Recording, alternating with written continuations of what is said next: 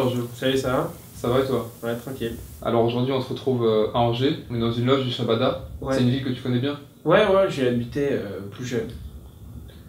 T'as habité en fait à partir de quel âge jusqu'à quel âge ici? Quand j'étais petit, jusqu'à collège, quoi.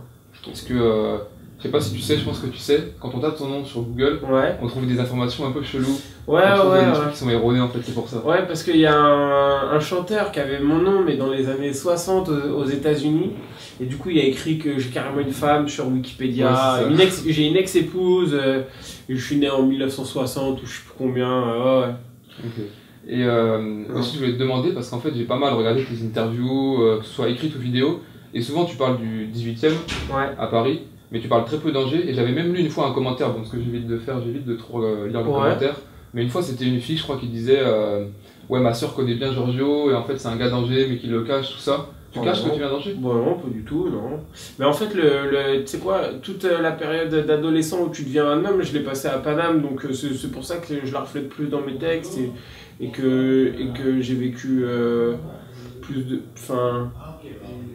d'événements qui m'ont créé à Paris et que j'y habite depuis, bah tu vois, enfin j'ai pas lâché cette ville, j'y habite toujours, du coup j'ai une histoire plus forte, mais non, tu sais, moi j'ai habité. Je bougeais, j'ai toujours. Ma musique, tu sais, elle me ressemble, donc du coup, on jamais caché rien, quoi que ce soit. Enfin, tu vois, ça n'a pas de sens. J'ai toujours avoué. D'accord. Sur mes disques, mes amours, mes amitiés. C'est quoi les grandes différences pour toi entre Angers et Paris? C'est quoi les trucs qui t'ont marqué? La différence. Bah, culturellement, déjà, c'est des villes. Enfin, Paris, ça bouge beaucoup plus, c'est beaucoup plus mixte. Ouais. Surtout le 18e, tu vois, c'est vraiment. Le 18e, merde, je perds mon mot. Mais c'est. Enfin, bref, c'est tellement varié comme population, de quartiers très très pauvres. Voire dans les plus pauvres de Paris, à des endroits, tu vois, vers le Sacré-Cœur, à Besse, oui. Super bourgeois. Tu vois, moi j'habitais à Max Dormois, donc tu es entre Porte de la Chapelle, qui est plus un quartier africain, oui, et La Chapelle, où tu vois, tu arrives côté 10e, qui est quartier indien et tout, donc tu vois, c'est vachement merde. Mais j'ai oublié le mot que je voulais dire, mais cosmopolite. Ok, je vois.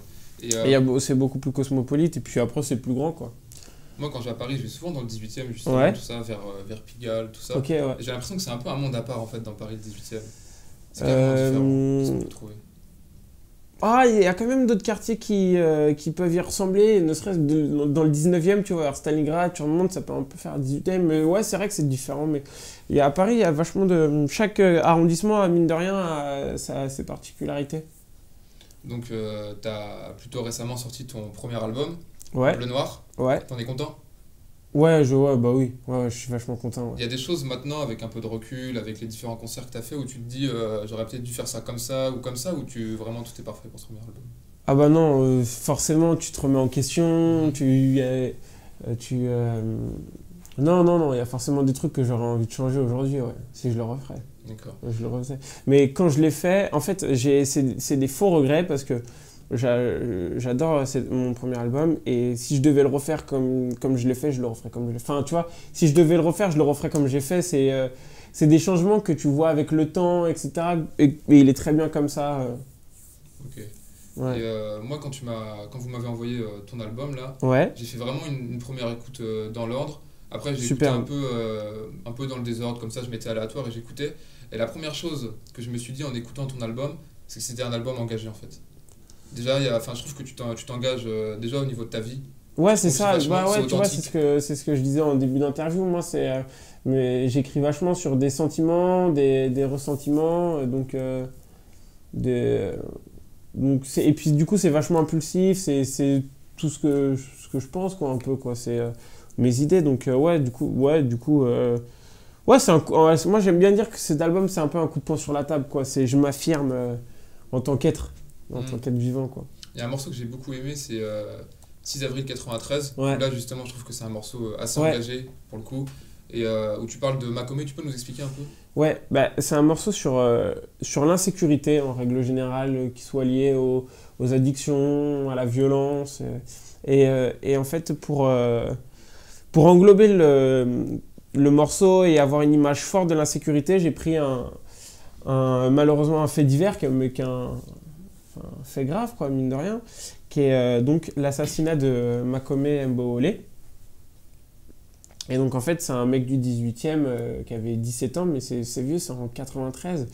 Et donc qui faisait un trafic de cigarettes, il me semble, et qui se fait arrêter par la police et qui va du coup en garde à vue.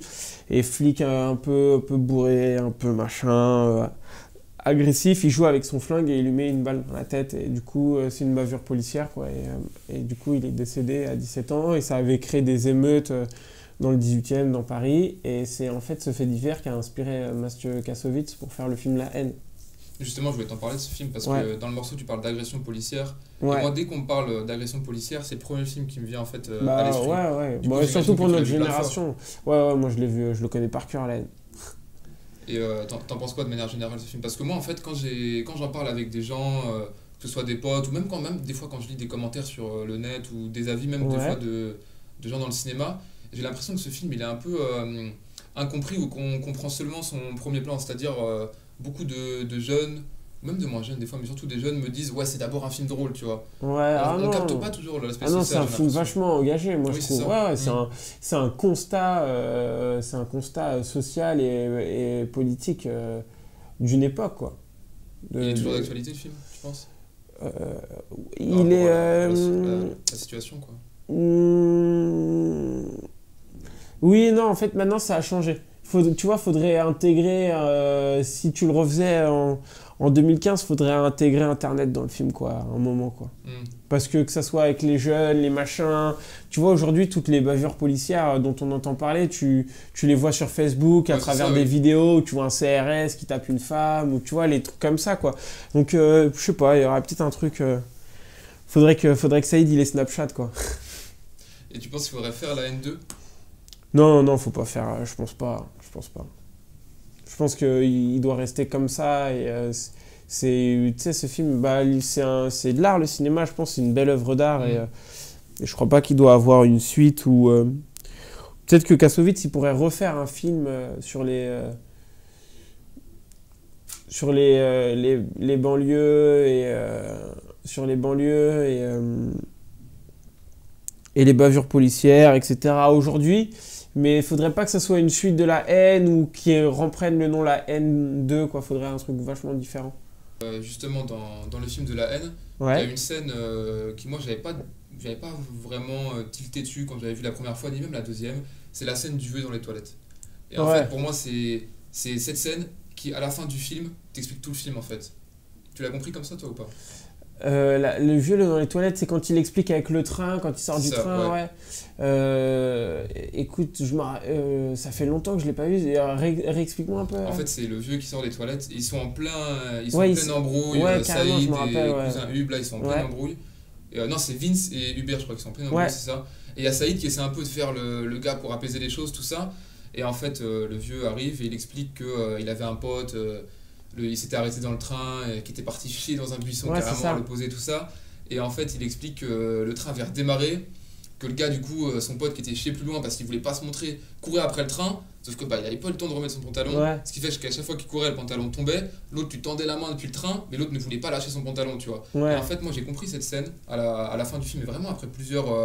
Tu vois, je m'étais jamais fait de réflexion par rapport à ça, en fait. Mais vas-y. En fait, moi, j'ai compris ça comme étant.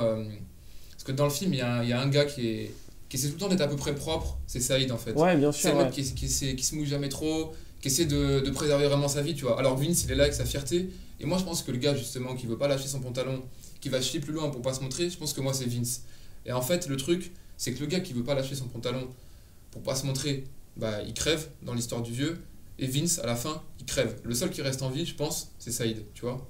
Moi, je l'ai compris comme ça, en fait. Ah ouais, mais je sais pas s'il reste en vie, Saïd, en fait. C'est vrai qu'on sait pas, en fait. À la fin, moi, je sais pas. Comme ça. Ouais. Mais c'est là aussi violent, la beauté du film. Bah ouais. Ah moi, je pense que cette fin, elle est parfaite. Mais ouais. Écoute, franchement, je sais pas comme ça, là, tu me prends de court.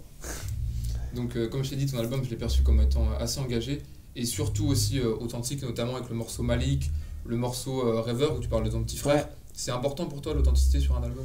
Bah, tu vois, alors Malik, c'est différent parce que Rêveur, c'est pour mon vrai petit frère, pur et dur. Et Malik, c'est une histoire qui est arrivée, c'est un fait divers, encore une fois.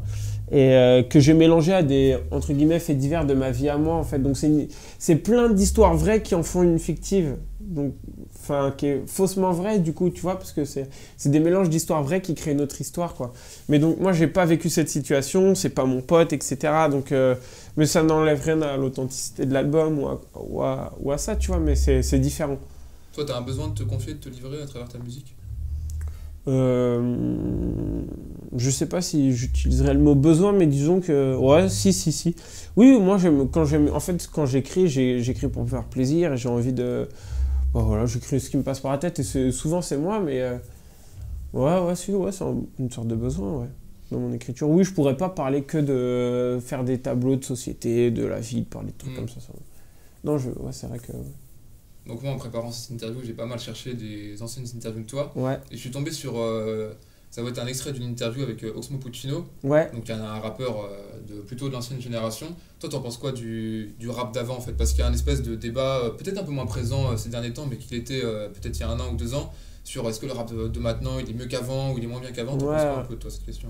Oh, moi, je pense qu'il faut vivre avec son temps, puis il y en a pour tout le monde, hein. Il y a... moi, je crois on assiste depuis 2011-2012 à un nouvel âge d'or du rap, quoi. Clairement, tout ce qu'on disait sur l'époque, tu vois, 95-2000, quoi, on est en train de le revivre en ce moment, 2012-2016, c'est surpuissant, quoi, en ce moment. Enfin, toute cette nouvelle vague, il y a plein de mecs qui arrivent, il y a plein de délires différents, mais après... moi, tu vois, le rap qui m'a le plus influencé, c'est un truc un rap assez old school, quoi, à 100 et tout. Donc, j'adore ça, mais il y a plein de trucs qui se font aujourd'hui qui sont mortels, quoi.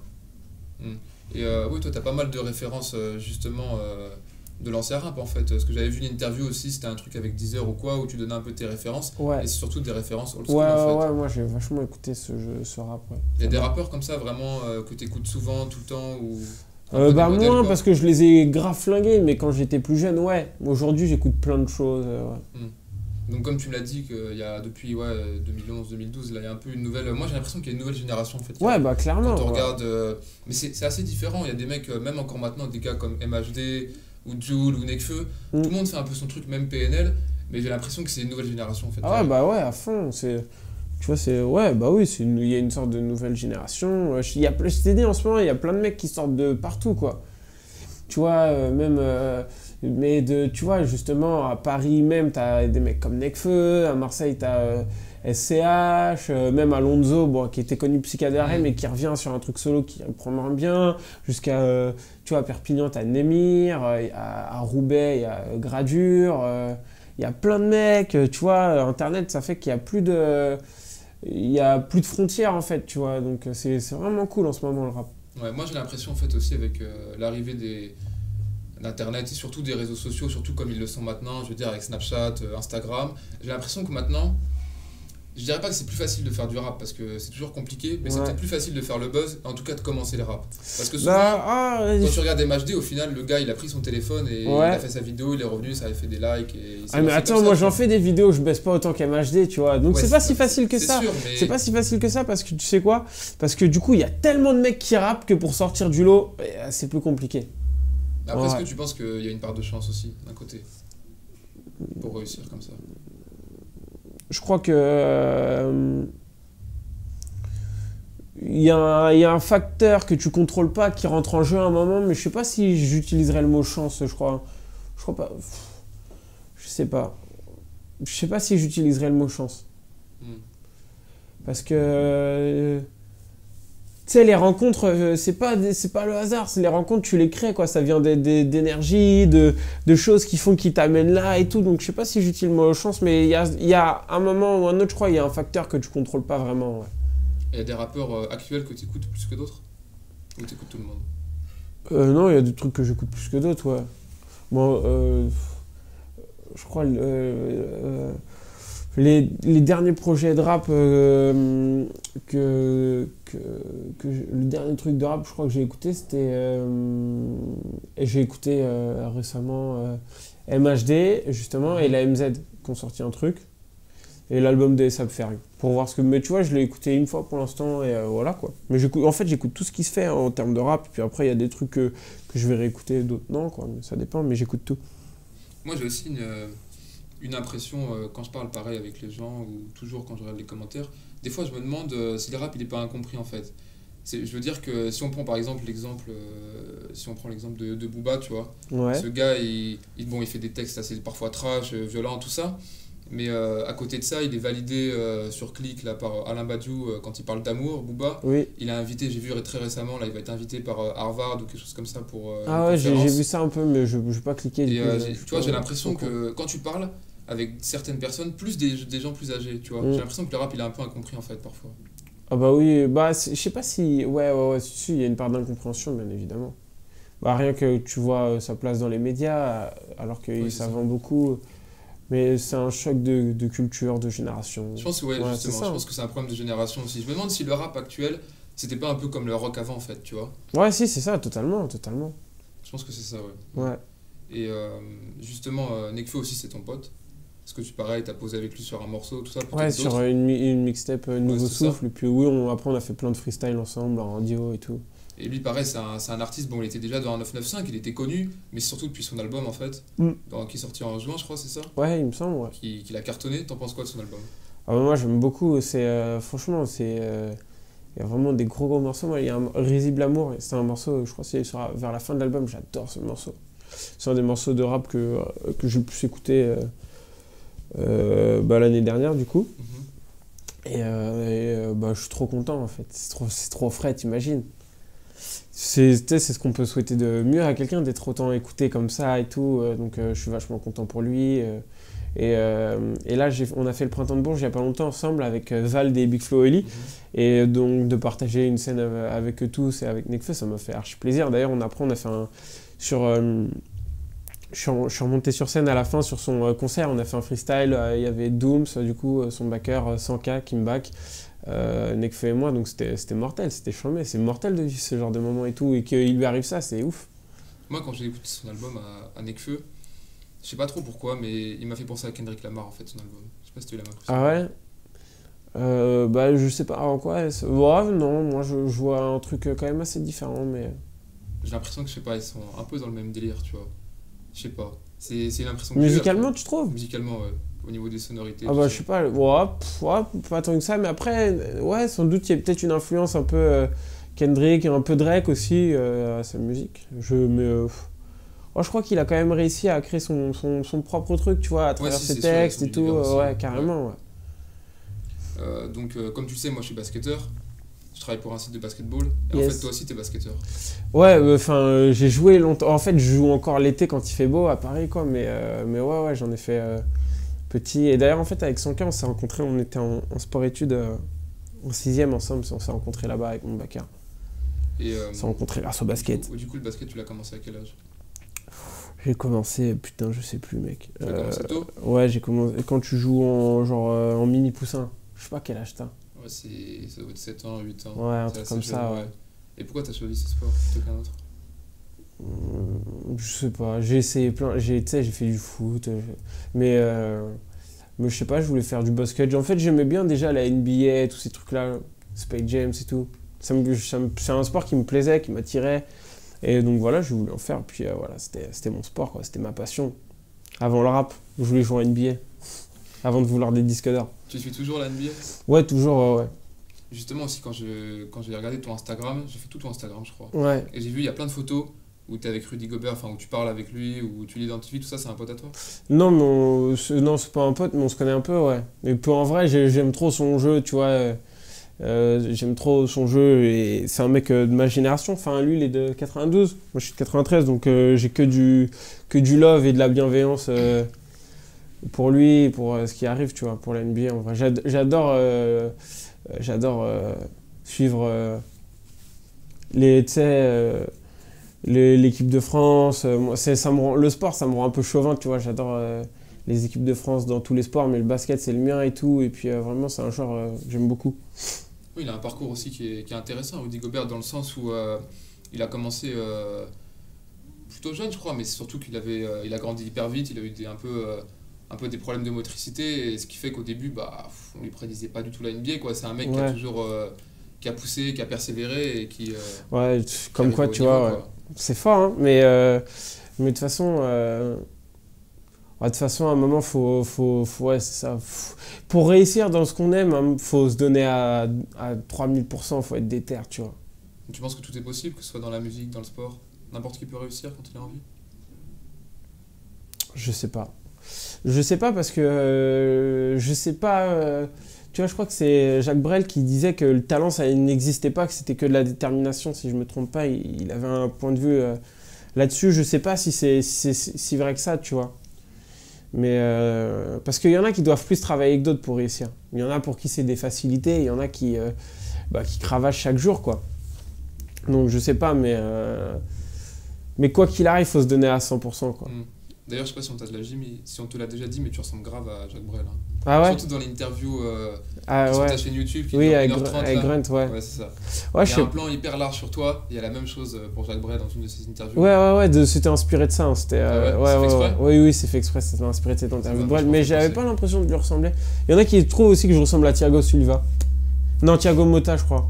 Ouais, non, Thiago Silva, mais j'ai pas l'impression non plus. Et donc, toi, t'as fait du basket. Ouais. Ton petit frère, comme t'en parles dans le morceau Rêveur, lui, il fait du foot. Ouais, il est en Belgique, c'est ça? Il joue en Belgique l'année dernière et voilà, il joue plus. Lui, il veut être pro, lui. Ouais. Et là, du coup, il joue où? Là, actuellement, il joue à Luzenac. Et donc voilà. Et lui, il a quel âge? Il a 19. 19. Et pourquoi lui, il a fait du foot, toi, du basket? Tu l'as pas initié au basket? Il a fait du basket petit, mais sous l'influence de son grand frère un peu, tu vois, mais pas influence, vas-y, fais du basket, mais inconsciemment peut-être, tu vois, mais... et puis non, lui, il voulait faire du foot, voilà, c'était après quand il a fait du foot. Ok. Du coup, toi, t'as joué au basket à Angers, c'est ça? Ouais, j'ai joué à Angers. Je jouais à Saint-Léonard. D'accord. Et donc tu m'as dit que Sanka, il avait joué à l'ABC, c'est ça? Ouais, il jouait à l'ABC à l'époque. Et en fait, c'était un peu le derby, en fait, comme ça, les maintenant. En fait, ce qui est marrant, c'est qu'on, tu sais, il y a un tournoi à Cholet, et je sais plus, ça devait être en quart de finale ou demi-finale du tournoi, et j'avais joué contre Sanka, et je me rappelle, on l'avait niqué, et je l'avais revu plus tard, après on était ensemble, et depuis c'est mon frangin, quoi, c'est un de mes meilleurs amis, quoi. Et justement, lui aussi, il est dans le rap, tout ça. Et tu le partages pas mal aussi, lui. C'est un gars, tu l'aides beaucoup, non? Tous mes potes qui font du rap, j'essaie de leur... tu sais, en fait, nous, c'est comme ça, en fait. Internet aussi, c'est ça la puissance, c'est si on se partage, tu vois. Donc, dès que je fais un truc, il le relie, et vice-versa. Et puis, comme aujourd'hui, j'ai la chance que ça marche un peu pour moi, si je peux donner de la force à un frère, je le fais direct. Est-ce qu'il y a des points communs ou des différences sur votre musique qui vient à l'esprit comme ça? Oui, ouais, il y en a. Des points communs, il y a souvent la mélancolie qui revient aussi en thème commun. Et puis, tu sais, cette idée un peu de flow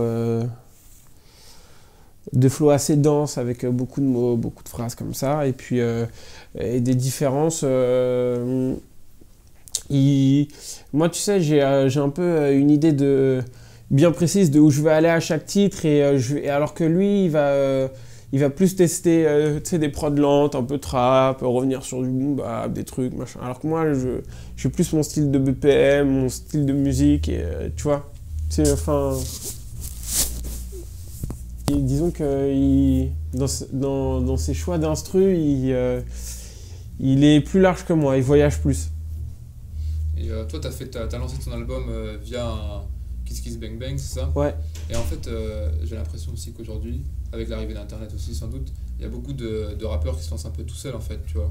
Bah oui, j'ai l'impression que c'est un truc qui se marche bien, ça de se lancer un peu tout seul, de pas forcément signer tout de suite dans un label ou dans une maison, même si toi t'as signé dans un label, je crois, il y a pas trop longtemps. Ouais, j'ai signé sur un label de Vagram, Panenka Music, mais en fait, de toute manière, en vrai, avant, je crois que les maisons de disques être signé grosso modo si tu étais talentueux, puis ils te faisaient réussir, quoi. Alors qu'aujourd'hui ils attendent que tu arrives à un certain stade tout seul avant de s'intéresser à toi. C'est plus le même business, quoi.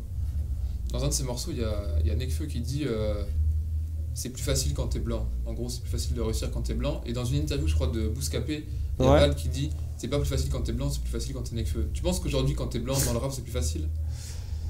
Quand t'es blanc dans le rap, est-ce que c'est plus facile? Je suis pas sûr. Mais je suis pas sûr qu'il parlait du rap, Nekfeu, quand il dit ça dans son morceau. Je pense qu'il parlait de quoi? Bah, dans la vie de tous les jours. Ah ouais, mec. Ça, c'est une vérité, mine de rien. Enfin, tu vois, c'est triste à dire, mais il y a encore tellement de racisme, on s'en rend pas forcément compte, hein, tu sais, que ce soit Paris ou les grosses villes de France, elles représentent pas forcément toute la France, hein. Il y a encore... et puis même, il y a des racistes partout, tu sais, genre, il y a pas longtemps, je regardais un documentaire. Et il y avait un mec qui était donc d'origine Rome, c'était un Rome, et qui avait des études, je pourrais plus dire, mais des grosses études. Ouais. Et en gros, pour être pris en alternance à l'université en France, il fallait qu'il trouve aussi un employeur. Et le mec, il a eu des 10-15 rendez-vous, il a été pris nulle part, tu vois, sans doute parce que ça faisait peur, que... Donc voilà, ça c'est lié au racisme, tu vois, donc ouais. Mais après, dans le rap, je crois pas que ça soit plus facile quand t'es blanc, mais quand t'es Nekfeu, oui, parce que Nekfeu c'est un putain de rappeur. Ah ouais, c'était sûr qu'il allait tout niquer comme ça, tu vois, il est trop fort. Il est trop fort. Donc toi tu parles de racisme, là on est en 2016. Ouais. 2016 ça a passé hyper vite. 2017 c'est les élections présidentielles. Tu ouais. vois comment? Je suis apolitique, mec, je connais rien à la politique. J'y crois plus en fait, comme la moitié de ma génération, on ne croit plus en la politique. Donc je ne pourrais pas te répondre. Tu penses qu'aller voter c'est important? Ouais, bien sûr que c'est important. Bien sûr. Mais tu vois, je le fais pas.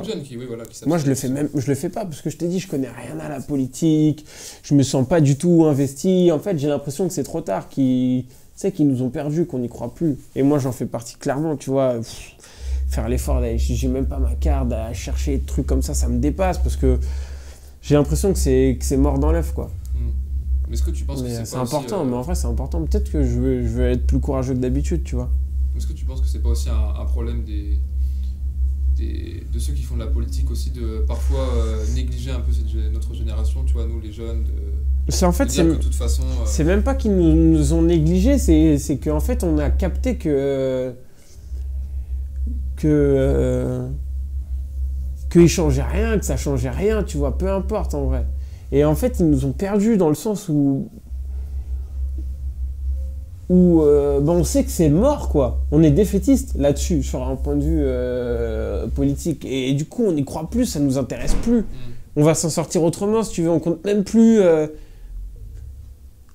on croit même plus à ce que la politique... on croit même plus à une politique qui nous aiderait, tu vois. Quand tu vois la sécurité de l'emploi, tu vois. Alors, bien sûr, on a nos combats, t'as Nuit debout, tu vois, ça ne nous empêche pas d'être encore engagés avec des croyances, mais à la politique, on n'y croit plus, quoi. C'est mort. Est-ce que tu vois, quand tu parles un peu avec les gens maintenant, tout ça, il y en a beaucoup qui disent, de toute génération, que la droite, ça n'a pas fonctionné, que la gauche, actuellement, ça marche pas. Est-ce que tu penses pas, avec la montée du FN qu'il y a maintenant, qu'une pression des jeunes, tous ces jeunes qui se rassemblent, ça pourrait être intéressant pour le contrer? Ouais, bien sûr, il faudrait ça, qu'on soit tous rassemblés, mais je pense qu'on a besoin d'un leader, tu vois, et aujourd'hui, on n'a pas de leader, et on n'a pas de leader, et en même temps, on l'écouterait... Enfin, tu vois, c'est compliqué de devenir un leader, parce qu'on n'écoute personne, chacun se fait son propre avis de la situation, chacun est nombriliste un peu, individualiste, mais c'est un peu nos défaites, tu vois, et en même temps, c'est un peu sans doute aussi notre force, paradoxalement. Mais ouais, bien sûr que bah, tu vois, que le FN, c'est... Enfin, tu vois, tu vois, je connais rien à la politique, mais bon, quand tu vois des... Tu sais, quand le FN, il arrive à te faire peur, tu vois, en vrai, c'est scandaleux quand on en arrive là, ça devrait pas arriver. Bon, après, tu vois, ils n'avaient eu aucune région et tout, Mais finalement, qu'on ait tant parlé d'eux, c'est pas normal, tu vois. Mais bon, frère, tu vois, je suis dans un monde un peu féerique, tu sais. Oui, pour moi, le FN, ça devrait... En fait, tu vois, alors, pour moi, là, c'est même pas le FN. En fait, pour moi, le racisme et tout ce qui est... je sais pas... Tout ce qui est lié au patriotisme ou au nationaliste, je ne saurais pas trop de faire la diff, mais dans ce qu'il y a de négatif à ça, ça devrait même plus exister aujourd'hui, tu vois. Mais bon... Mais du coup, comment ça se fait que ça existe encore, tu vois? Comment ça se fait que malgré toutes les actions qu'il y a positives pour essayer de... je sais pas, mais ça franchement, je sais pas. Et puis, comme je te dis, c'est mes grandes idées d'adulte enfantin, finalement. Tu sais, moi, je connais rien à la politique, donc je sais pas du tout. Tu vois, dans le rap d'avant, quand on prend avant les années 2000, dans les années 90, il y avait pas mal de contestation, je trouve, de la part des rappeurs, ne serait-ce que si on prend NTM ou IAM, ces groupes, ils étaient vachement engagés, ils parlaient vachement de politique, ils menaient vachement d'actions. J'ai l'impression qu'aujourd'hui, il y a moins ça, tu vois. Il y a encore, par exemple, Nekfeu qui le fait. Je sais que des fois, par exemple, le Victor de la musique, il avait dit un truc par rapport à Marine Le Pen. Il y a quelques artistes comme ça, mais il y en a beaucoup moins qu'avant, où c'est ceux qui sont pas trop médiatisés. J'ai l'impression que c'est moins... que maintenant, comme tu dis, ouais, la politique... mais peut-être que, tu vois, c'est pour ça aussi, peut-être, tu vois, et puis... Mais tu sais quoi, en vrai, moi, c'est ce que je réponds toujours. En fait, moi, ma forme d'engagement, en vrai, vivre de sa passion aujourd'hui avec la difficulté de la vie, en vrai, c'est déjà une forme d'engagement assez forte. Voilà. C'est ce que j'ai à dire. Ok. Bon, là, en tout cas, comme j'ai dit, on est à Angers. Ce soir, il y a un concert. Ouais. Il y a des potes à toi qui viennent d'Angers? J'ai très peu de potes d'ici, mais j'en ai au moins un et il sera là. Ce soir, ça va être le feu, non? Ouais, ça va être charmé, ça va être mortel. Il y aura qui? Il y aura Sanka avec toi, il y aura qui d'autre? Ouais, il y a Sanka et puis après, il y a Diaby et Rooster sur scène. On a toujours été 4. Okay. On restera comme ça. Là, t'es plutôt sur la fin de la tournée, je crois, non? Je suis en plein dedans, elle va se finir cet été. Hein. Donc, on est qu'en fin avril. Et pour l'instant, elle se passe bien? Ouais, superbe. Excuse-moi, je suis fatigué. Okay. C'est la tournée. C'est le prétexte. Mais ouais, non, c'est mortel. Ok, donc en tout cas, on se retrouve ce soir. Yes. Au Shabada. C'est ça. Merci d'avoir été là, Georges. Je t'en prie. À plus tard. À plus. Et maintenant chante dans mes putains de refrains.